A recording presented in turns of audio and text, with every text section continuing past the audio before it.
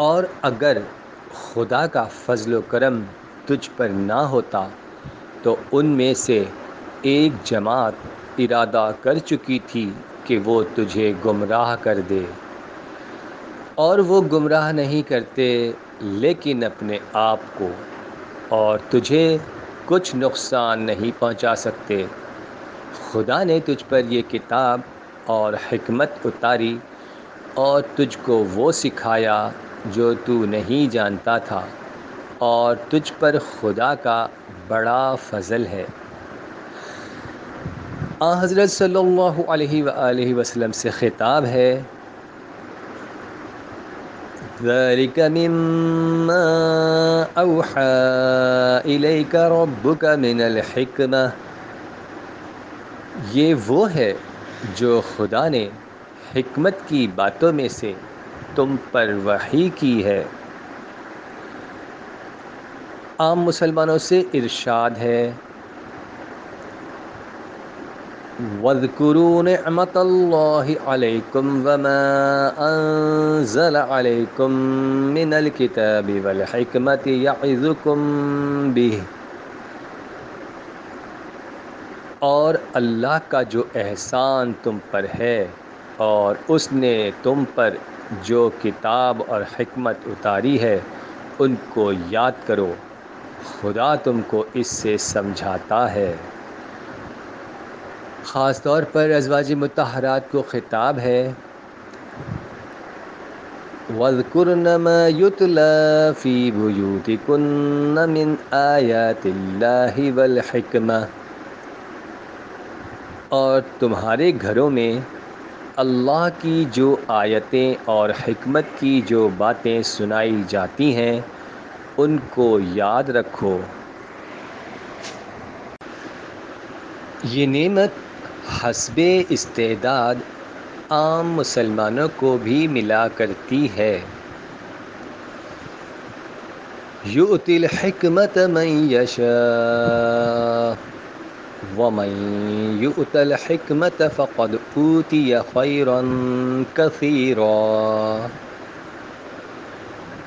اور خدا جس کو چاہتا ہے حکمت بخشتا ہے، اور جس کو حکمت بخشی گئی اس کو بڑی دولت بھلائی دی گئی۔ اسی کے ذریعے تبلیغ و دعوت کا حکم بھی ہوتا ہے، ادع الی سبیل ربک بالحکمت والموعظۃ الحسنہ وجادلہم باللتی ہی احسن، اپنے پروردگار کے راستے کی طرف تو حکمت اور اچھی نصیحت کے ذریعے سے بلا، اور ان سے عمدہ طریقے سے مناظرہ کر۔ ایک جگہ قیامت اور عبرت کے واقعات پر حکمت کا اطلاق ہوا ہے،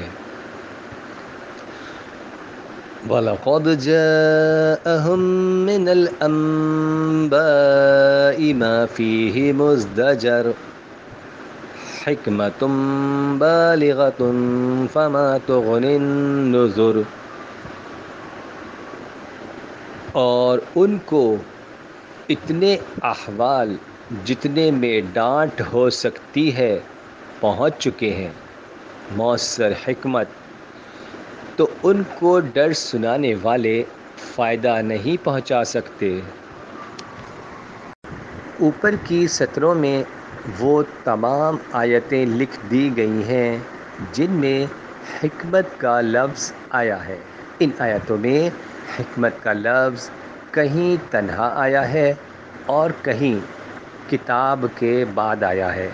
کتاب کے دو معنی قرآن میں آئے ہیں، ایک صحیفہ ربانی کے معنی میں اور یہ اکثر آیا ہے، اور دوسرے نوشتہ الہی اور علم الہی کے معنی میں، جیسے لولا کتاب من اللہ سبق، اور خدا کا نوشتہ یا علم پہلے نہ ہوتا۔